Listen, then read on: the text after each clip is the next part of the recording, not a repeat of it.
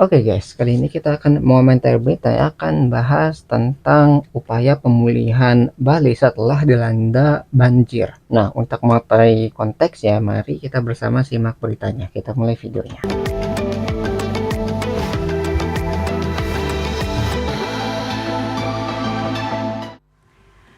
Pasca banjir parah melanda sejumlah titik di Bali termasuk di kota Denpasar, memaksa pemerintah daerah Provinsi Bali untuk menetapkan masa transisi darurat ke pemulihan selama 3 bulan.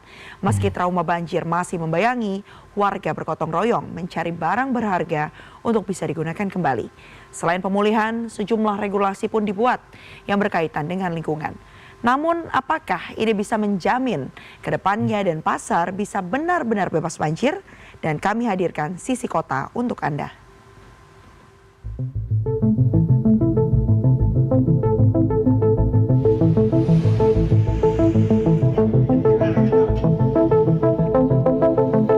Dua minggu pasca banjir menerjang pasar Kumbasari di Denpasar ini, memang basement ini sudah bersih dan bahkan sudah bisa digunakan untuk parkir.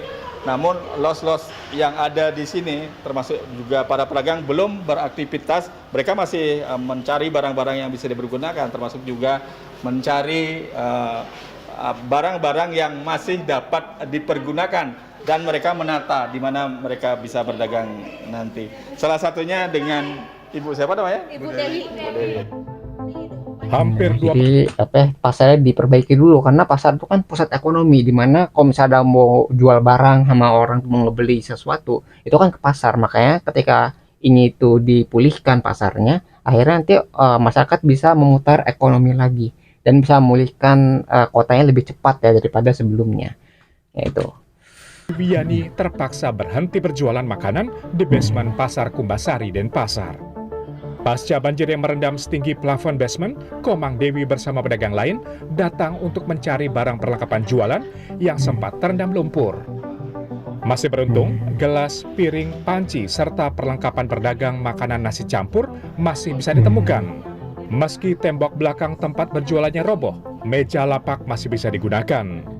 Para pedagang pun saling bantu menata kembali lapak tempat berdagang agar lebih aman. Situasi pembeli yang masih sepi membuat pedagang belum berjualan. Bagaimana ekonomi keluarga, Bu? Aduh, udah kayak apa tangguin dah. Giniin sama bapaknya aja, orang bapaknya kerja di proyek. Udah dapat sedikit tangguin diatur di rumah. Mana anak saya sekolah 3 itu sekarang masih SMA, SMP, SMA 2 masih SD. Itu air makan sehari-hari untuk ya meyatnya itu kan masih banyak pengeluarannya. oh ya, jadi kebutuhan sehari-harinya itu besar banget ya, jadi bebannya sangat berat, tapi penghasilannya tuh berkurang gara-gara banjir ini. Ya mau jualan nggak bisa gara-gara ya belum ada pengunjungnya dan masih tahap pemulihan gitu. Nah makanya ketika pasar ini dibuka, harapannya orang-orang bisa berjualan, nanti bisa memenuhi kebutuhan hidupnya seperti pedagang ini ya, yang berharap ekonomi itu bisa pulih dengan secepatnya. Sesekali tertawa pun menjadi obat mengikhlaskan rezeki yang tertunda. Sementara para pedagang di luar basement atau pedagang pelataran sejak sepekan pasca banjir justru mulai beraktivitas. Untuk sementara, para pedagang pelataran Pasar Kumbasari dapat berjualan di pelataran Pasar Badung. Pasar yang buka sore hingga pagi hari ini pun mulai menggeliat. Meski masih belum pulih benar, para pemasok mulai menurunkan bahan jualan. Buruh angkut pun mulai kembali membebani pundaknya. Termasuk ibu-ibu buruh junjung atau tukang suwun kembali menjadikan kepalanya penopang ekonomi keluarga. Tidak kalah dengan kesibukan pedagang pasar korban banjir, sejumlah warga yang bertempat tinggal dekat dengan sungai atau Tukat Bandung juga saling bantu. Kasur yang basah terendam banjir bercampur lumpur hampir setiap hari dijemur. 2 pekan pasca banjir, bau lumpur, bau sampah menyengat masih tercium pada kasur tempat tidur mereka. Ya, ini adalah salah satu perkampungan yang ada di Banjar Gerenceng waktu kejadian banjir, ketinggian air sampai atap plafon ini sehingga Jadi itu ya buktinya tuh karena ada bercak atau nggak bekas dari banjir tersebut sampai setinggi itu ya. Jadi benar-benar besar banjirnya yang kemarin itu, benar-benar banjir bandang ya. sempat mengungsi, sempat juga menyelamatkan diri seperti para penghuni kos di mana ada 5 kamar di sini seluruhnya terendam oleh banjir. Ibu boleh berdiri sebentar? Ibu namanya siapa? Saya Bu Desa Kompiang Kartika. Ibu kan selama banjir atau pasca itu Saya panik di sini. Tabung saya ambil ini anak saya berenang, saya naik ke luar rumah saya sama anak saya. Kalau ibu ini baru naik ke atas, airnya udah segini. Ibu pekerjaannya apa, Ibu?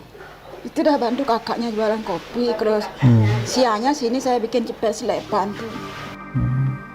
Menyelamatkan diri menjadi prioritas utama warga saat air dengan cepat membanjiri kawasan perkampungan hingga setinggi plafon rumah. Kendaraan, perangkat elektronik, hingga dokumen penting anggota keluarga pun sempat mengambang. Warga berharap kejadian banjir terparah di sejumlah titik di kota Denpasar ini pun tidak kembali terulang. Pemulihan pasca banjir kini sangat diharapkan dari pemerintah. Dari sepadang sungai ya mungkin biar tidak banjir lagi lah Pak, seperti kayak sekarang. Kan banyak yang dirugikan sebenarnya kalau sudah seperti ini. Seperti itu sih Pak. Selain itu ada lagi, Pak? Selain itu mungkin karena sudah situasi seperti ini ya mungkin ada bantuan lah dari pemerintah. Ya setidaknya untuk mengurangi beban kita lah Pak. Pasca banjir itu kan semua pada kena dampaknya kan ya, dampak banjir itu. Terus habis itu untuk yang lagi ya, seperti kayak gorong-gorong buang sampah yang sembarangan itu sih. Menurut saya pribadi yaitu harus segera dipulihkan. Mungkin satu jalan kalau memang tidak bisa ada solusi, ada tembok besar, tembok tinggi ya mungkin. Selain itu Pak harus segera memulihkan bagaimana caranya agar masyarakat kembali beraktivitas seperti biasa. Oke, jadi kayak mungkin solusinya tadi dengan irigasi itu ya, supaya airnya itu bisa mengalir dengan cepat, nggak menumpuk di satu tempat sehingga menimbulkan banjir. Makanya irigasi mungkin harus diperbaiki dari gorong-gorongnya sehingga air tuh bisa cepat dialihkan. Misalnya di satu tempat nih dialihkan langsung ke sungai, dan sungainya juga harus diperdalam gitu supaya bisa menampung air yang lebih banyak, nggak kayak tadi kejadian kemarin. Ketika airnya banyak, sungai nggak mampu menampung dan banyak rumah ataupun bangunan yang menghalangi air untuk mengalir ke sungainya, sehingga terjadilah banjir yang cukup besar itu ya, yang bisa setinggi plafon rumah.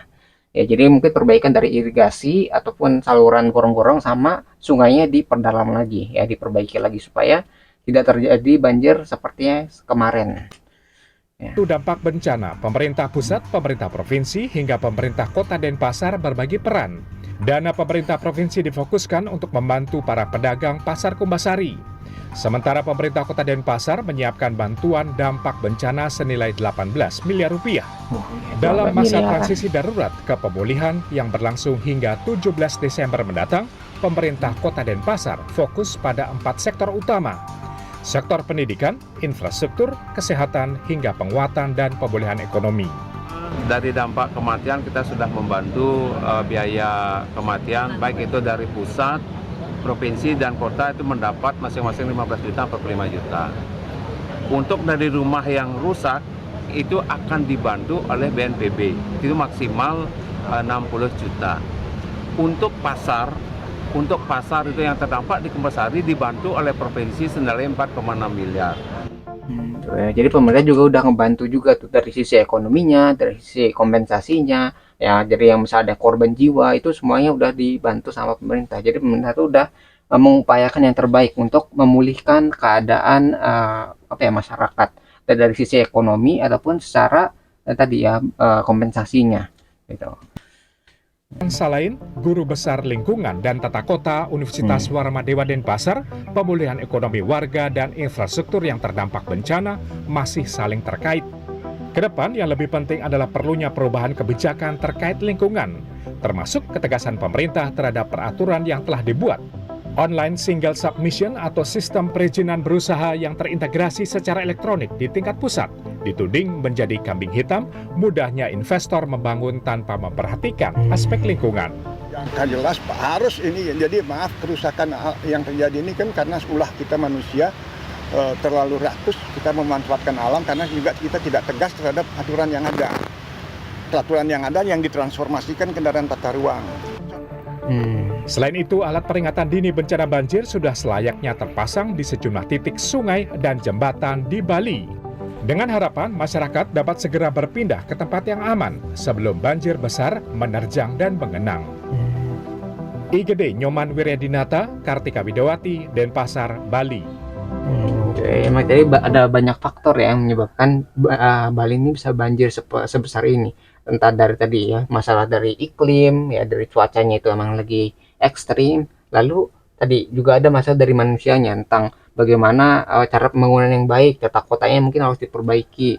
Terus masalah irigasi atau enggak gorong-gorong itu juga harus diperbaiki juga supaya tidak ada banjir yang mengumpul di satu tempat. Dan masalah di sungainya mungkin ada banyak sampah yang menghambat atau menyumbat si sungai ini sehingga banjir itu bisa terjadi. Jadi harus banyak evaluasi dan perbaikan, gak cuma dari pemerintahnya tapi dari masyarakat juga yang membangun bangunan liar gitu yang tidak sesuai dengan aturan.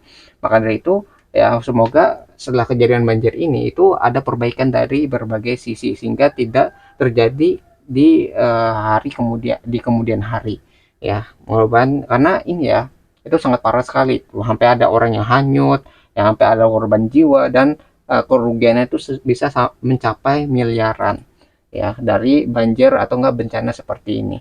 Nah, mungkin itu yang bisa kita pelajari dari berita ini tentang upaya pemulihan Bali ya dari banjir kemarin. Nah, mungkin kalau kalian tertarik dengan sumber beritanya, link sudah saya cantumkan di deskripsi video. Mungkin sekian yang bisa saya sampaikan, semoga video bisa bermanfaat. Kurang lebih mohon maaf, kita ketemu lagi di pembahasan selanjutnya, insya Allah.